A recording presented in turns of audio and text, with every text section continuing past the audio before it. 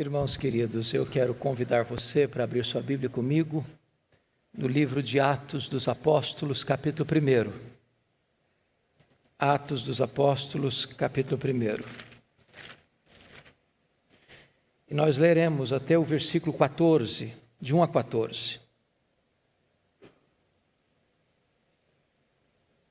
Atos, capítulo 1, versos de 1 a 14. Está escrito o seguinte: escrevi o primeiro livro a Teófilo, relatando todas as coisas que Jesus começou a fazer e a ensinar, até o dia em que, depois de haver dado mandamentos por intermédio do Espírito Santo aos apóstolos que escolhera, foi elevado às alturas. A estes também, depois de ter padecido, se apresentou vivo, com muitas provas incontestáveis, aparecendo-lhes durante 40 dias e falando das coisas concernentes ao reino de Deus.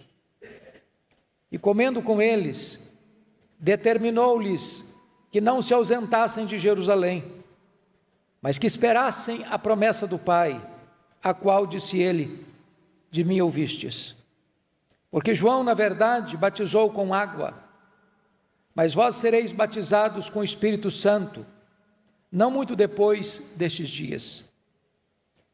Então os que estavam reunidos lhe perguntaram: Senhor, será este o tempo em que restaures o reino a Israel?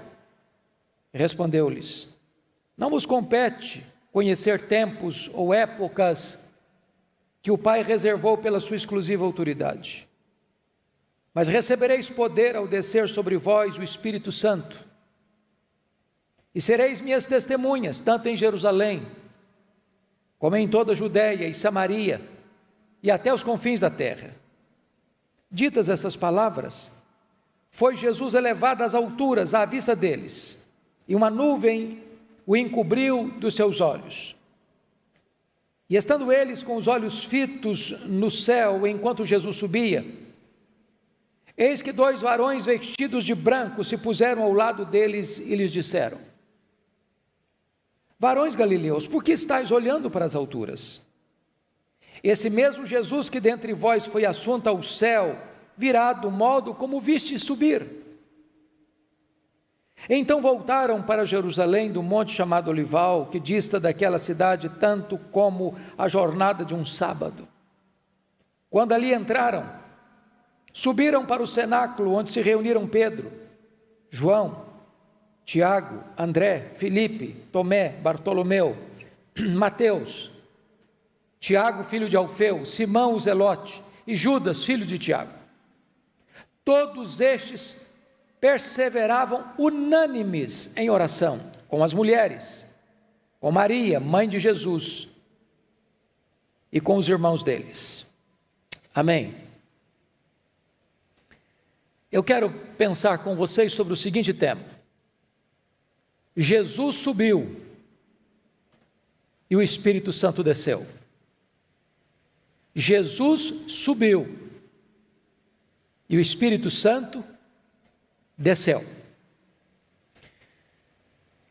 Todos vocês têm plena ciência de que Lucas foi o único escritor bíblico não judeu.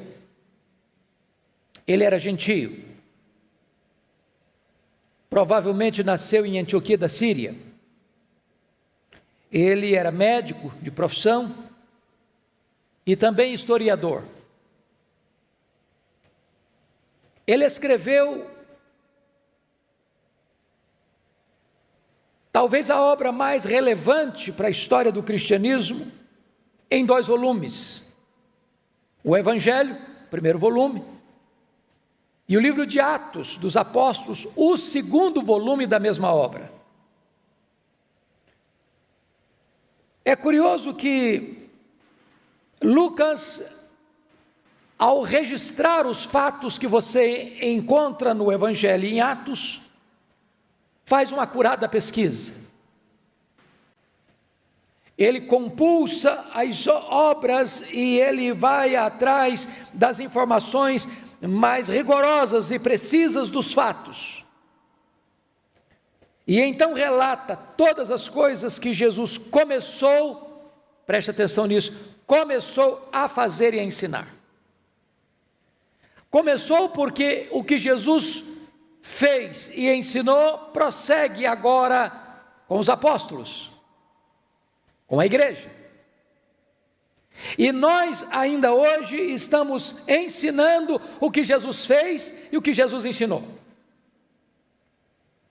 Chama a sua atenção para a ordem, porque talvez na nossa lógica humana nós inverteríamos os verbos. Começou o que ele começou a ensinar e a fazer, mas não é isso que você encontra aqui. Jesus começou a fazer e a ensinar. Porque ele é, porque ele faz, ele ensina. Seu exemplo precede a sua ação. Esta ordem e esta lógica não pode ser alterada pela igreja. Primeiro somos, depois fazemos, depois ensinamos. Pois bem, meus irmãos, eu gostaria então de, à luz desse texto, extrair dele 4 verdades essenciais, pivotais do cristianismo. Primeira delas, a ressurreição de Cristo, uma verdade incontroversa, é o que está nos versos 1 a 3. Vejam vocês, que no verso 1 e 2, ele trata da continuidade do ministério de Cristo, quando ele declara que ele está relatando todas as coisas que Jesus começou a fazer e a ensinar, até o dia em que, depois de haver dado mandamentos por intermédio do Espírito Santo aos apóstolos que escolhera, foi levado às alturas. A partir daí você encontra o livro de Atos, que é o livro da história da igreja. E se você ler atentamente o Evangelho de Lucas e o livro de Atos, você verá que exatamente o que Cristo fez e o que Cristo ensinou, os apóstolos continuam fazendo e ensinando, porque aprenderam com ele, porque tinham a ele, Jesus, o modelo, o exemplo, o protótipo, o paradigma. Se você notar comigo o verso 3, Lucas vai nos dar informações das provas irrefragáveis, irrefutáveis da ressurreição. A estes também, depois de ter padecido, se apresentou vivo, com muitas provas incontestáveis. Não são provas científicas, obviamente, porque é um fato histórico. E um fato histórico você não leva para um laboratório para fazer experiência. São provas judiciais.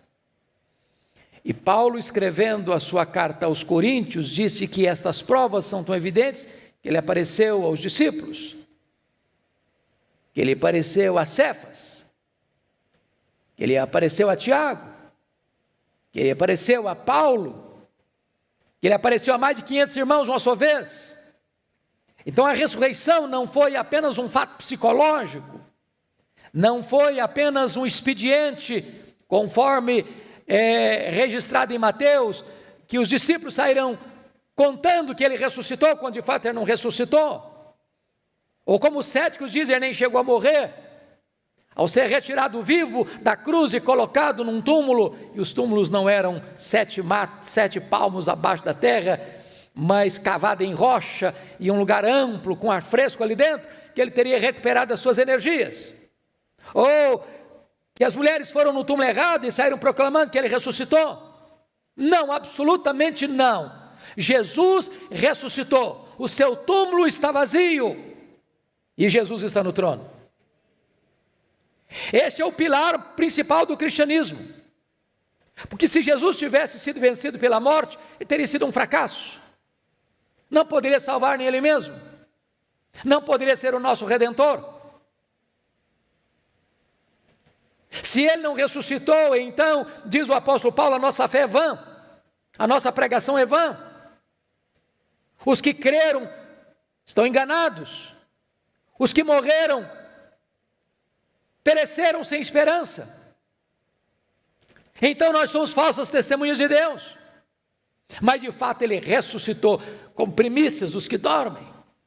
Ele entrou nas entranhas da morte, arrancou o aguilhão da morte, matou a morte e ressurgiu gloriosamente, inaugurando a imortalidade. Porque Ele ressuscitou, a morte não tem a última palavra. Porque Ele ressuscitou, o túmulo gelado não é o nosso último endereço. Porque Ele ressuscitou, nós temos uma viva esperança. Mas notem vocês, no verso 3 ainda, diz que depois de dar provas incontestáveis da sua ressurreição, Ele apareceu aos discípulos, aos apóstolos, durante 40 dias, falando das coisas concernentes ao reino de Deus. Ele continua então o seu ministério de ensino após a sua ressurreição, 40 dias, para então ascender aos céus, a assentar-se à destra de Deus, dar continuidade ao seu ministério como sumo sacerdote, como advogado justo, intercedendo por nós. Assentado no trono, de onde Ele tem o livro da história nas mãos, e venceu para abrir o livro e desatar os seus selos, governar o mundo, governar a história e dirigir a igreja como cabeça da igreja. Mas aqui vem a segunda verdade desse texto. Primeiro, a ressurreição de Cristo, uma verdade incontroversa. Segundo, a promessa do Espírito Santo, a dádiva do Pai. Isso está nos versos 4 a 8. E eu quero chamar a sua atenção para um ponto muito importante. A descida do Espírito Santo foi condicionada à subida de Cristo. O Espírito Santo não poderia ter sido derramado sobre a igreja, a não ser que Cristo subisse para o céu.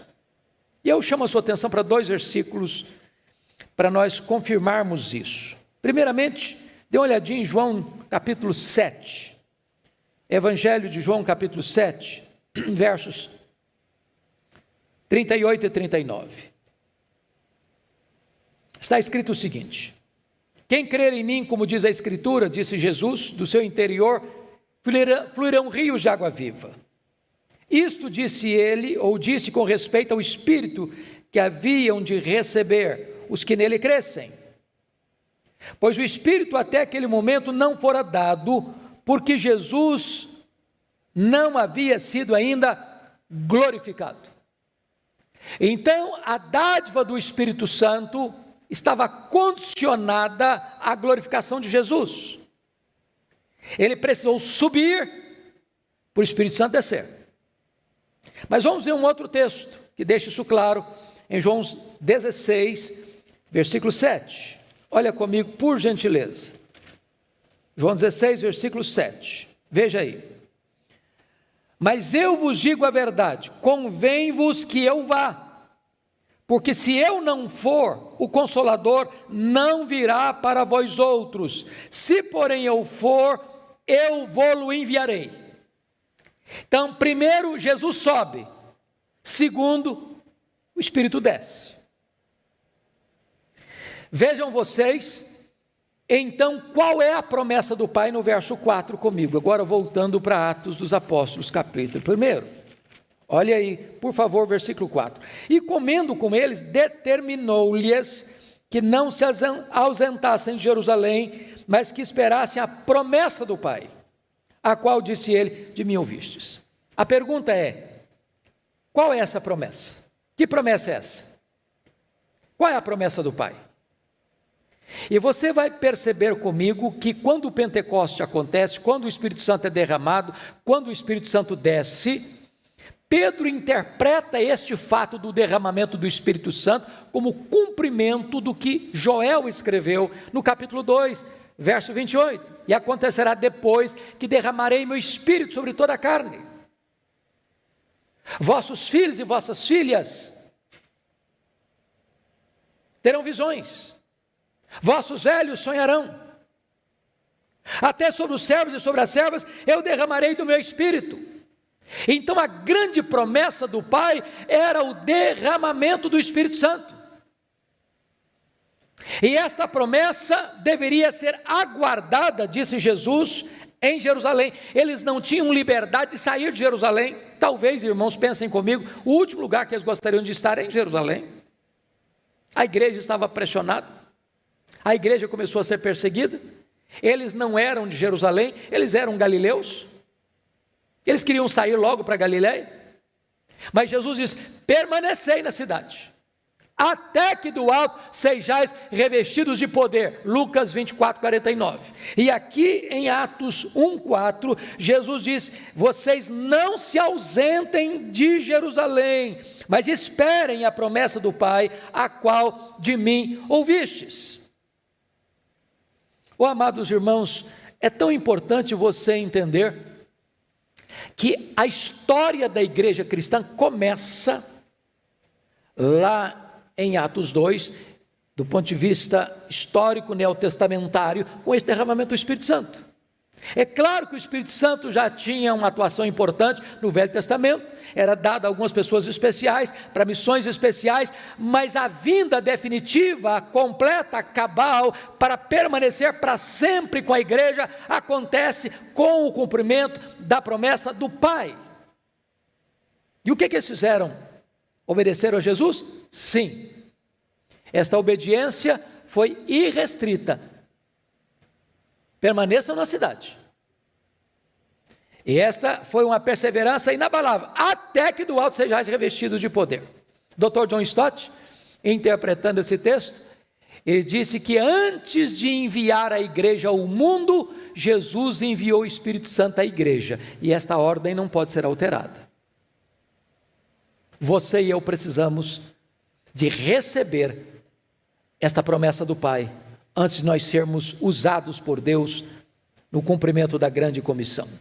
Mas notem mais, além dessa promessa do Pai, Jesus trata no versículo 5 do batismo com o Espírito Santo. Olha comigo, porque João, na verdade, batizou com água, mas vós sereis batizados com o Espírito Santo, não muito depois desses dias. Aliás, o João Batista, o precursor de Jesus, foi quem disse isso com muita clareza: eu batizo com água, mas aquele que vem depois de mim é mais poderoso do que eu, e ele vos batizará com o Espírito Santo e com fogo. Então, aqui nós estamos diante de um dos assuntos nevrálgicos do cristianismo, que é o batismo com o Espírito Santo. É claro que este assunto é polêmico na igreja evangélica. Alguns pensam de uma forma, outros pensam de outra, mas eu gostaria de destacar, primeiramente, que este batismo com o Espírito Santo está ligado à questão da salvação. Todo aquele que é salvo é batizado pelo Espírito no corpo de Cristo. Todo aquele que é salvo recebe o Espírito Santo, tem o selo do Espírito Santo. Ninguém pode dizer Senhor Jesus se não for pelo Espírito Santo. É impossível que alguém creia em Jesus sem a obra do Espírito Santo. É impossível que alguém seja crente sem ter o Espírito Santo. É impossível que alguém faça parte da igreja de Deus sem que seja batizado pelo Espírito no corpo de Cristo. Então todo crente tem o Espírito Santo. Todo crente é batizado pelo Espírito no corpo de Cristo. Todo crente é selado com o Espírito Santo da promessa. Todo crente é habitado pelo Espírito Santo. É impossível que você seja crente e seja salvo se você ainda não tem o Espírito Santo. Bom, mas, por outro lado, também está embutido nesta questão um outro aspecto importante. É por isso que muitos usam a questão semântica, porque Jesus está tratando aqui também de um outro aspecto, que é revestimento de poder. E é por isso que no versículo 8 ele vai tratar de poder. E é por isso que em Lucas 24, 49 diz: permanecei na cidade até que do alto sejais revestidos de poder. E é por isso que dentro da teologia neotestamentária se usa a expressão enchei-vos do Espírito, porque uma coisa é ter o Espírito Santo, outra coisa é o Espírito Santo ter você. Uma coisa é ter o Espírito presente, outra coisa é ter o Espírito presidente. Uma coisa é você ser habitado pelo Espírito, outra coisa é você ser cheio do Espírito. E você sabe disso, e não é preciso nenhum especialista para dizer isso. Nem todos os crentes habitados pelo Espírito estão cheios do Espírito. Quando você está cheio do Espírito, você sabe que está, e as pessoas que convivem com você sabem que você também está. Há evidências óbvias, claras. E o Senhor Jesus Cristo está tratando desta questão, deste revestimento de poder também. E Jesus disse que quem faz isso é Ele. Quem é o batizador aqui é o Senhor Jesus Cristo. Ele vos batizará com o Espírito Santo, disse João Batista. E aqui Jesus está retomando a palavra de João Batista e está trabalhando esta necessidade. E a grande pergunta para você e para mim hoje é esta: você que tem o Espírito Santo, está cheio do Espírito? Ser cheio do Espírito não é uma opção, é um mandamento, é uma ordem. Ser cheio do Espírito não é alguma coisa excepcional, é o normal. Anormal é eu não ser cheio do Espírito Santo.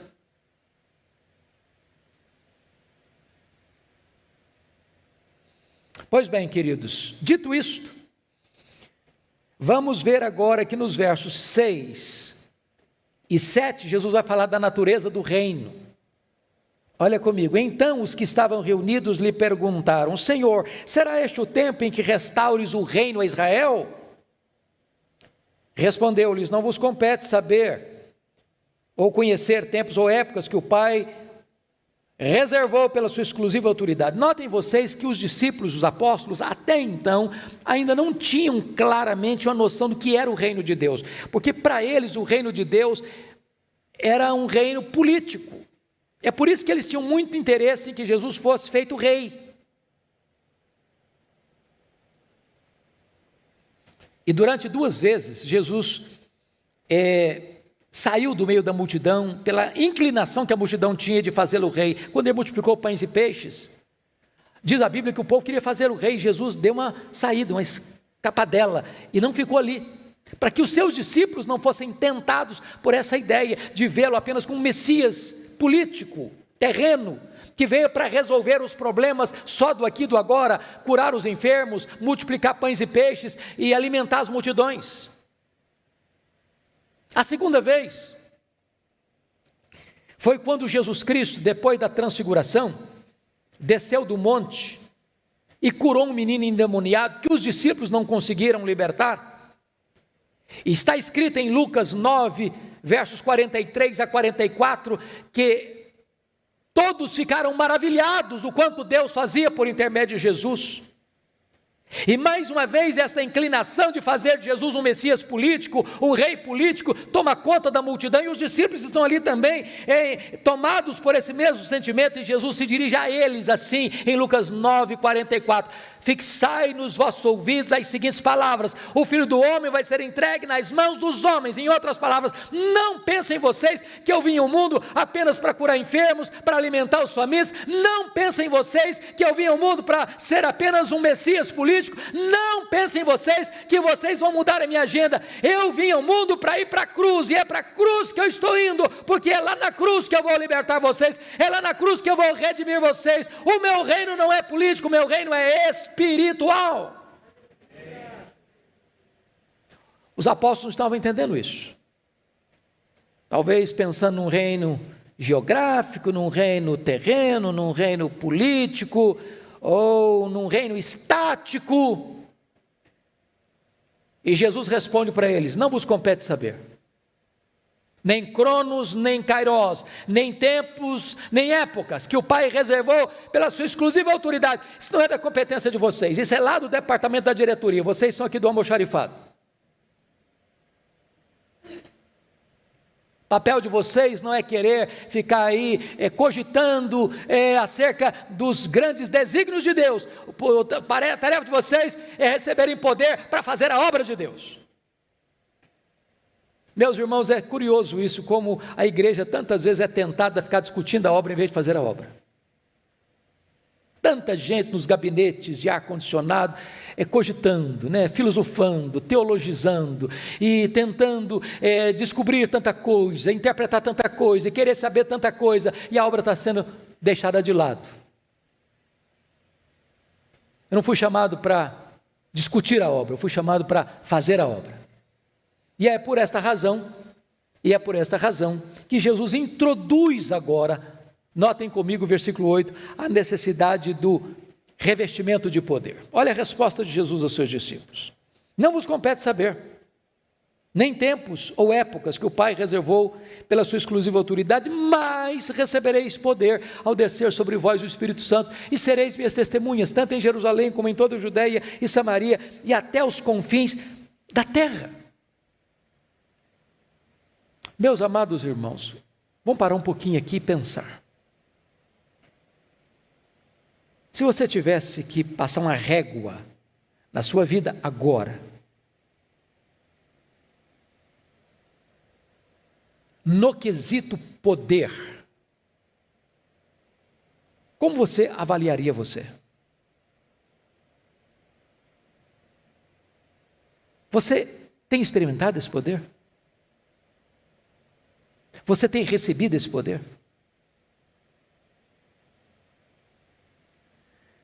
Você está cheio desse poder?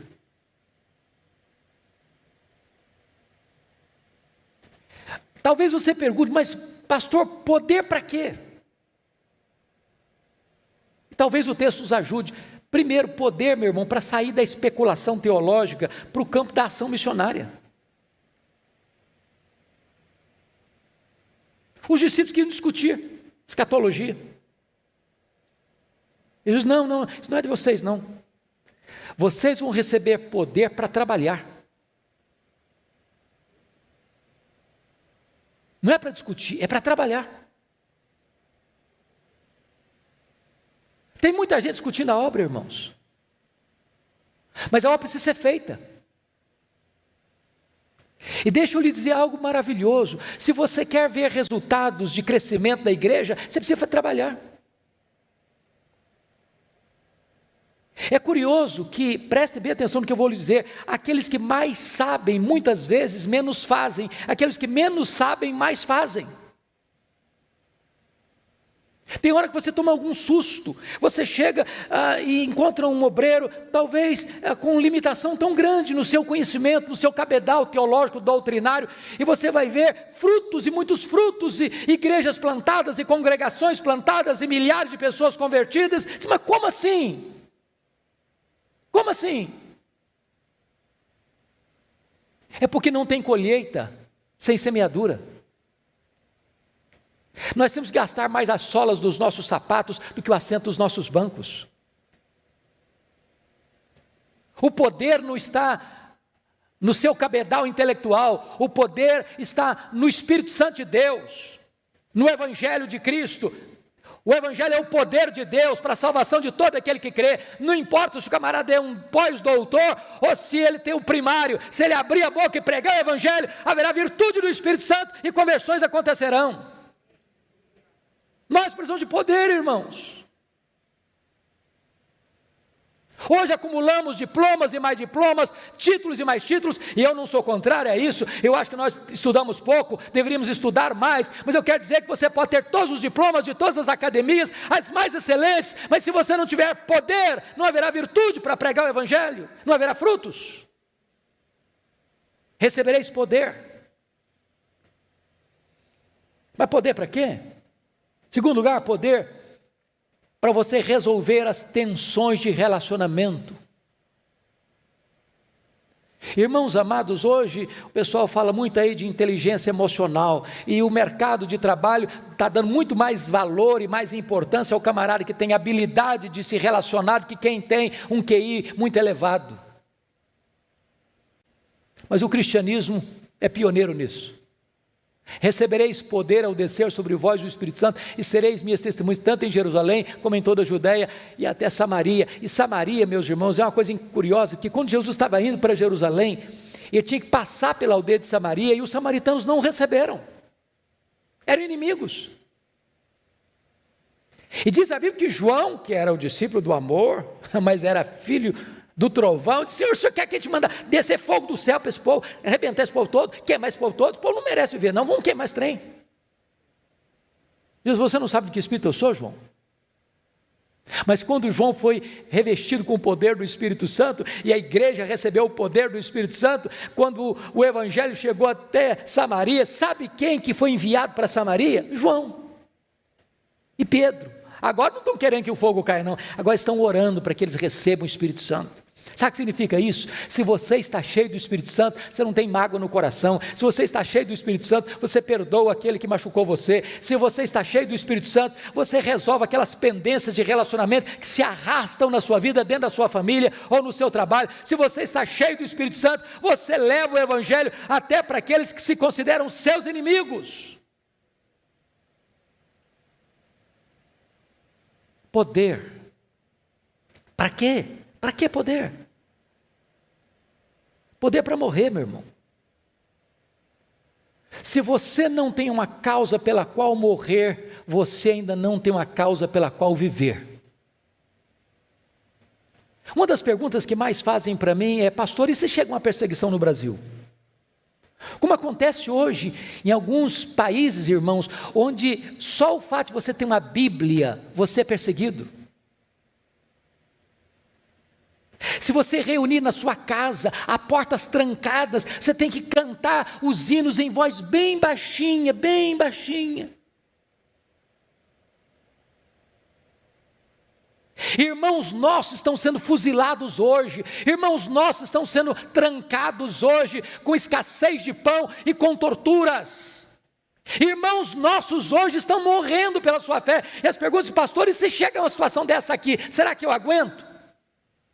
Eu vou dizer uma coisa a você: esses irmãos não são mais crentes do que você, ou não têm poder neles mesmos maior do que os que você os tem. Na verdade, se Deus permitir que uma perseguição chegue, Ele vai nos capacitar a dar a nossa vida por Cristo. Todo aquele que foi selado com o Espírito Santo, esse não vai negar sua fé, esse não se dobrará ao anticristo, esse não apostatará, esse permanecerá firme e vencerá o diabo com o sangue do Cordeiro e a palavra do testemunho, que é o martírio. Pressão de poder. Mas poder para quê? Meu amado, poder para pregar. Sem poder você se cala. Sem poder você se acovarda. Sem poder você se torna um agente secreto do reino de Deus. Sem poder você está numa sala de aula o ano todo, junto com vários colegas que nunca ouviram de Cristo, e você se calará covardemente. Sem poder, seus vizinhos não saberão que Jesus é o Senhor. Sem poder, a sua família não é evangelizada. Sem poder, você será omisso. Mas é impossível ter poder e não falar desse nome. É por isso que Jesus retrata aqui a necessidade de sermos revestidos com poder. Mas notem comigo ainda, que agora em terceiro lugar, Lucas vai tratar da ascensão de Cristo, o selo da sua vitória, nos versículos 9 a 11.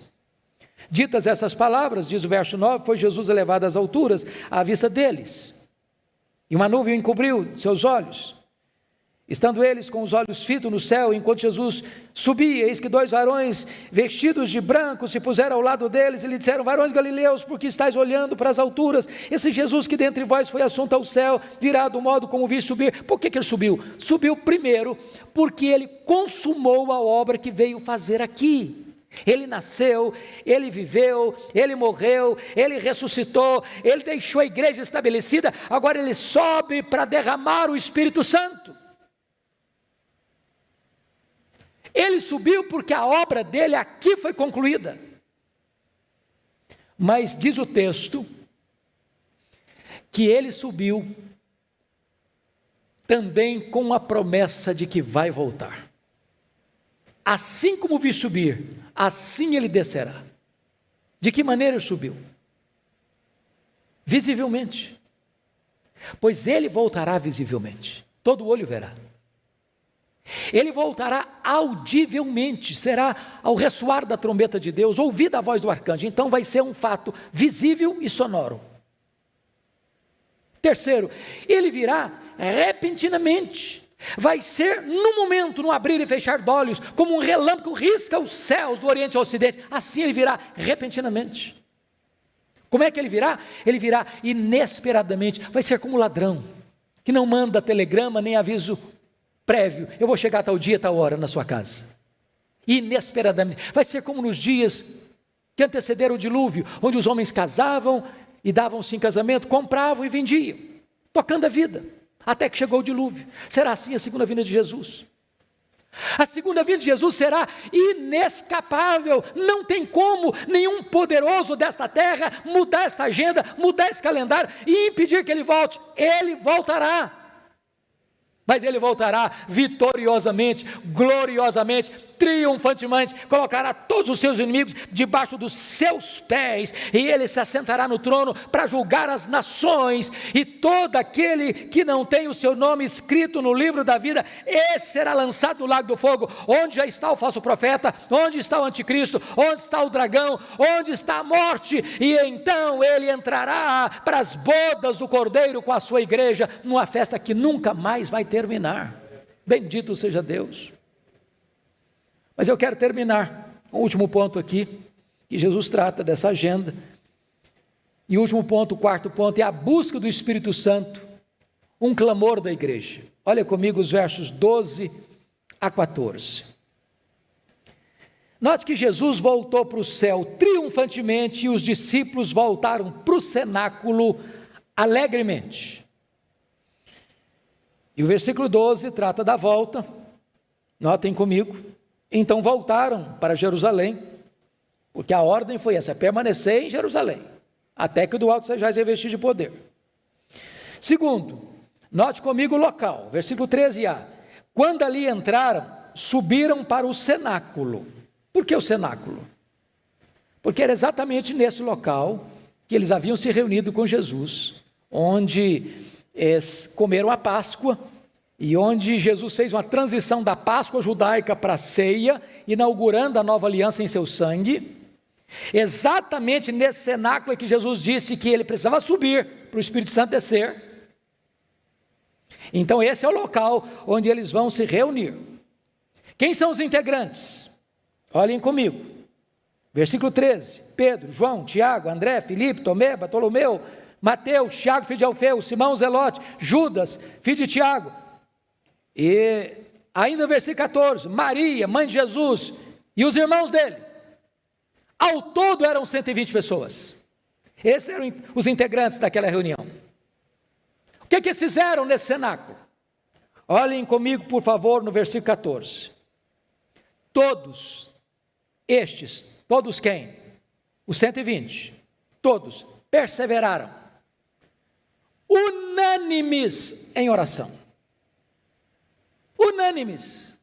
Quanto tempo durou isso? 10 dias. 10 dias. Jesus não disse: olha, orem 10 dias e eu derramarei o Espírito Santo. Ele não disse isso. Orem 1 mês e eu derramarei o Espírito Santo. Ele não disse isso. Ele disse: orem, permaneçam até que. Às vezes a gente começa a orar e desiste. Eles deviam orar até que do alto fossem revestidos de poder. Mas pense você numa reunião onde não tem ninguém desanimado. Olhando para o relógio, está tarde, já estou cansado, agora não oro mais não.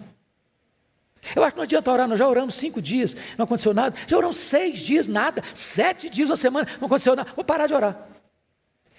Todos perseveraram unânimes em oração. E diz o capítulo 2, que de repente, 10 dias depois, um domingo, 9 horas da manhã, estavam assentados, quando os céus se fenderam, línguas como de fogo, um vento impetuoso começa a soprar, e diz a Bíblia que todos ficaram cheios do Espírito Santo de Deus, e todos começaram a falar as grandezas de Deus. As multidões se ajuntaram, E então começam a perguntar: o que quer isso dizer? E diz a Bíblia que outros chegam e olham e dizem o seguinte: não, são galileus. Outros olham e dizem: não, estão bêbados. E Pedro se levanta, cheio do Espírito Santo, diz: não, isso é 9 horas da manhã, eles não estão bêbados não, o que está acontecendo aqui é o cumprimento da promessa do Pai, conforme disse o profeta Joel: e haverá depois que derramarei do meu Espírito sobre toda a carne. E ele prega um sermão cheio do Espírito Santo, sobre a morte de Cristo, sobre a ressurreição de Cristo, sobre a ascensão de Cristo, sobre o senhorio de Cristo, e diz a Bíblia que os corações vão ficando compungidos, e o apelo não parte do pregador para o seu auditório, mas parte do auditório para o pregador. O que nós vamos fazer diante disso? E Pedro diz: arrependei-vos e cada um de vós seja batizado em nome do Senhor Jesus Cristo para a remissão dos vossos pecados, e recebereis o dom do Espírito Santo. E esta promessa não é apenas para vós, é para os vossos filhos, para aqueles que estão ainda tão longe, para quantos o Senhor nosso Deus chamar. Esta promessa é para você, esta promessa é para mim, esta promessa é para a igreja hoje, irmãos. O revestimento do Espírito Santo, o poder do Espírito Santo. Eu quero concluir dizendo algo para mim tão importante aqui. Esse texto nos ensina que não tem lugar sagrado. Eles não estão no templo, eles estão num cenáculo. O Espírito Santo pode ser derramado debaixo de uma árvore, numa tapera, num casebre de chão batido, numa sala de um hotel, num quarto de um hotel, na sua cozinha, na sala de aula. Dessacraliza a geografia.